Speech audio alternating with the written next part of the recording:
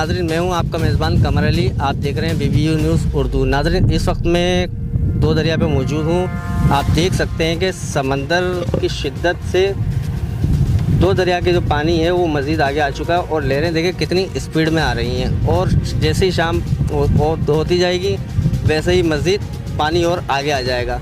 जैसे कि नाज़रीन देख सकते हैं, यहाँ पे पहले झुग्गियाँ मौजूद थी, वो सारी झुग्गियाँ यहाँ से हटा दी गई हैं और लोगों को सेफ साइड पे ले गए हैं। आप वो मेरे सामने देख सकते हैं, बिल्कुल मेरे सामने अगर मेरा